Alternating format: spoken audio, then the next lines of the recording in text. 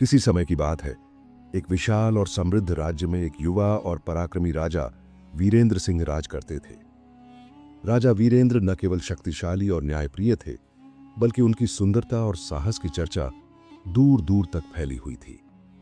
उन्हें शिकार का बहुत शौक था और वे अक्सर अपने विश्वस्त सैनिकों और दोस्तों के साथ जंगल में शिकार के लिए निकल पड़ते थे।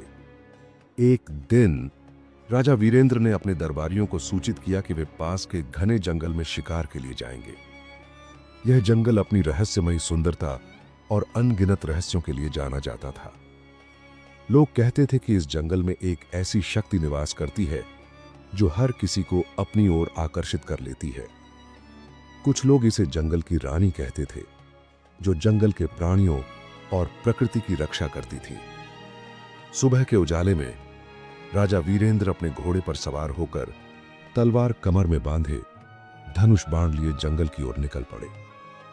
उनके साथ कुछ चुनिंदा सैनिक और उनका सबसे विश्वास पात्र मित्र रघु भी था। जंगल में प्रवेश करते ही राजा को एक अनोखी शांति का अनुभव हुआ।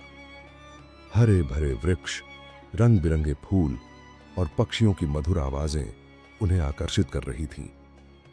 शिकार के दौरान राजा ने एक सुंदर हिरण को देखा, जिसके सुनहरे रंग की खाल चमक रही थी। उत्साह में राजा ने उसका पीछा किया।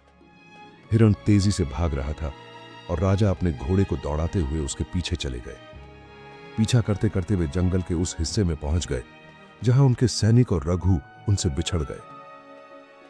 अचानक हिरण एक घने पेड़ों के बीच गायब हो गया। राजा ने अपने घोड़े को रोका और चारों ओर देखा। सामने एक झरना था, जिसका पानी मोतियों की तरह चमक रहा था। झरने के किनारे एक सुंदर युवती खड़ी थी। उसकी त्वचा चांदनी की तरह दमक रही थी और उसके लंबे काले बाल हवा में लहरा रहे थे। उसने हरे रंग की रेशमी पोशाक पहनी थी, जो जंगल के रंगों से मिलती जुलती थी।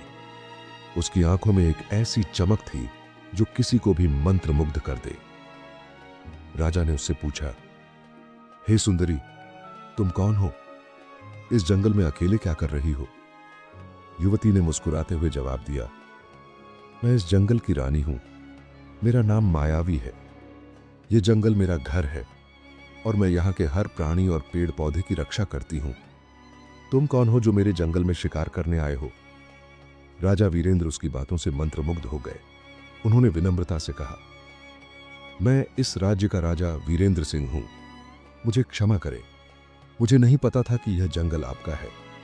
मैं केवल शिकार के लिए आया था, पर अब मुझे लगता है कि मैं किसी और उद्देश्य से यहां खींचा चला आया। मायावी ने राजा की सच्चाई और विनम्रता को देखकर मुस्कुराया।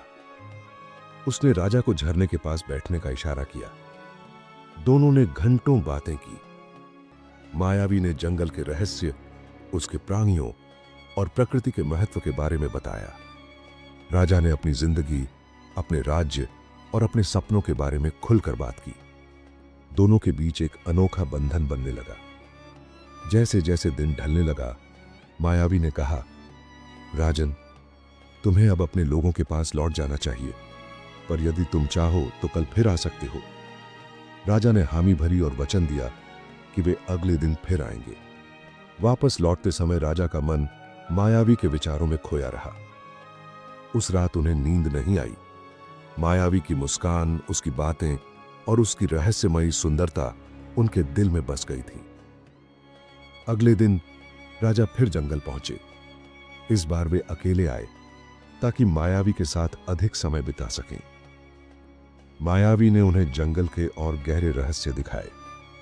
वे एक साथ फूलों से भरे बगीचों में घूमे, पक्षियों की बातें सुनी और झरने के ठंडे पानी में पैर डुबोकर बैठे।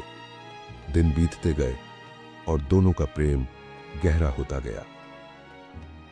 एक दिन मायावी ने राजा से कहा, वीरेंद्र, मैं एक साधारण स्त्री नहीं हूं। मैं इस जंगल की आत्मा हूं। मेरा जीवन प्रकृति से बंधा है। यदि तुम मुझसे प्रेम करते हो तो तुम्हें मेरी सच्चाई स्वीकार करनी होगी। राजा ने बिना हिचकिचाए कहा, मायावी, तुम चाहे जो भी हो, मेरा प्रेम तुम्हारे लिए सच्चा है। मैं तुम्हें हर रूप में स्वीकार करता हूं। एक रात, चांदनी रात में, झरने के किनारे मायावी और वीरेंद्र ने अपने प्रेम को पूर्णता दी। प्रकृति उनकी साक्षी बनी। जंगल के पेड़, फूल और हवा ने उनके प्रेम को आशीर्वाद दिया। उस रात दोनों एक दूसरे में खो गए। दोनों एक दूसरे के साथ पूरी रात संभोग का भरपूर आनंद लिया। उनका प्रेम न केवल शारीरिक था बल्कि आत्मिक भी था। जब राजा ने अपने दरबार में मायावी के बारे में बताया तो कई दरबारियों ने इसका विरोध किया। उन्होंने कहा कि एक जंगल की रहस्यमयी स्त्री को रानी बनाना राज्य के लिए ठीक नहीं होगा। लेकिन राजा अडिग रहे। उन्होंने मायावी को अपने महल में लाया और उसे अपनी रानी घोषित किया। मायावी ने भी अपने जंगल को नहीं छोड़ा। उसने राजा के साथ मिलकर जंगल की रक्षा के लिए कई नियम बनाए। शिकार पर प्रतिबंध लगा और जंगल के पेड़ों को काटने की मनाही की गई। मायावी ने अपनी जादुई शक्तियों से राज्य को हरा भरा और समृद्ध बनाया। राजा वीरेंद्र और मायावी की प्रेम कहानी पूरे राज्य में प्रसिद्ध हो गई।